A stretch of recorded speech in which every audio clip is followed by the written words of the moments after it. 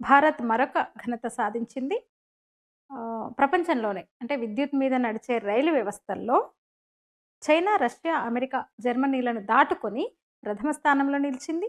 ప్రపంచంలోనే అతిపెద్ద green railway నెట్వర్క్‌గా number 1 స్థానం సంపాదించింది. మరి ఇంతటి పురోగతి, ఈ ఘనత ఎట్లా సాధ్యమైందో మనం మాట్లాడుకుందాం. 1947 నుంచి 2004 వరకు, అలాగే 2004 నుంచి 2014 వరకు అంటే మన్మోహన్ సింగ్ కాంగ్రెస్ పాలన, అలాగే 2014 నుంచి 2024 వరకు మోదీ 10 ఏళ్ల పాలన. దీనికి సంబంధించి ఒకసారి గణాంకాలు మనం పరిశీలించాల్సిందే. 1947 నుంచి 2004 వరకు అంటే దాదాపు 57 ఏళ్లలో భారతీయ రైల్వే దాదాపు 17,508 కిలోమీటర్ల బ్రాడ్ గేజ్ నెట్వర్క్‌ను విద్యుదీకరించింది. అంటే సగటున అంటే సాలీన ఏడాదికి 307 కిలోమీటర్ల చొప్పున. అయితే 2004 నుంచి 2014 వరకు ఆ 10 ఏళ్లలో దాదాపు 3,905 కిలోమీటర్లు అదనంగా విద్యుదీకరణ జరిగింది. అంటే మొత్తం 21,413 కిలోమీటర్లు 2014 నాటికి సాధించినాయని చెప్పొచ్చు. అంటే సగటున సంవత్సరానికి 390 కిలోమీటర్లు. ఇక 2014 నుంచి 2024 వరకు రైల్వే విద్యుదీకరణలో అంటే ఈ 10 ఏళ్లలో మొత్తం బ్రాడ్ గేజ్ నెట్వర్క్‌లో 45,435 కిలోమీటర్లు అంటే మొత్తం 66,848 కిలోమీటర్లు అన్నమాట.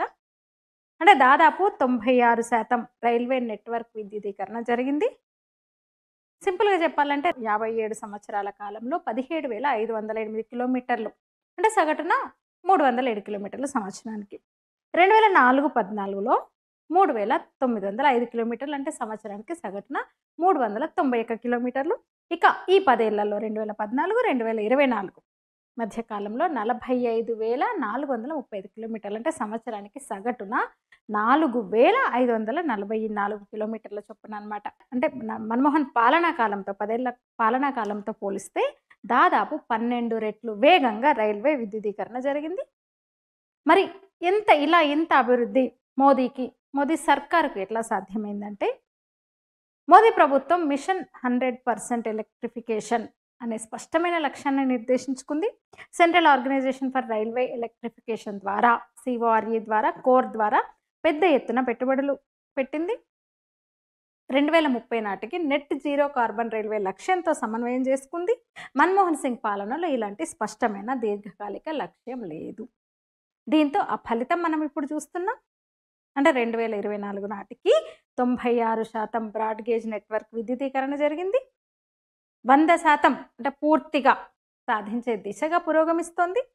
మన్మోహన్ సింగ్ పాలనలో అంటే 2014 నాటికి ఆయన పాలన ముగిసే నాటికి కేవలం 32% నెట్వర్క్ విద్యుదీకరణ జరిగింది.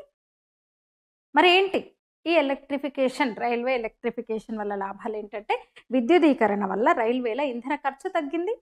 ఏటా రైల్వేకు 10,500 కోట్లు ఆదా అవుతోంది. దీని ద్వారా డీజిల్ దిగుమతులపై ఆధారపడడం తగ్గింది. పర్యావరణ సమస్యలను పరిష్కరించడంలో భారతదేశం ఒక ప్రపంచ నేతగా ఉద్భవించిందని చెప్పొచ్చు. మిషన్ 100% విద్యుదీకరణ అంటే చాలా సవాలుతో కూడుకున్న ప్రాజెక్ట్. ఎందుకంటే భారతదేశంలో అతిపెద్ద రవాణా వ్యవస్థ రైళ్లు నిరంతరం నడుస్తూ బిజీగా ఉంటాయి రైల్వే లైన్లు. దాన్ని విద్యుదీకరించడం అంటే అసలు పనిచేయడానికి దొరికే సమయం కూడా ఉండదు, సరిగా సమయం కూడా దొరకదు, వీలుండదు.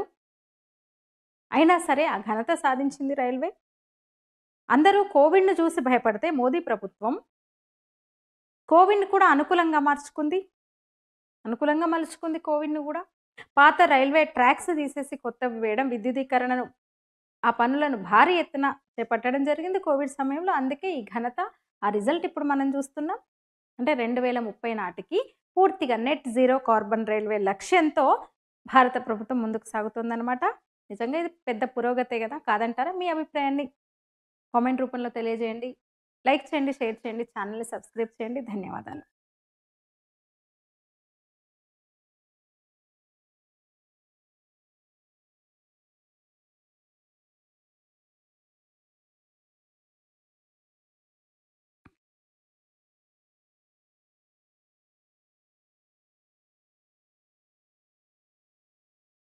నమస్తే. 13వ శతాబ్దపు కాకతి రాణి రుద్రమ, 1857 మొదటి స్వతంత్ర సంగ్రామాన్ని ముందుండి నడిపిన ఝాన్సీ రాణి లక్ష్మీబాయి,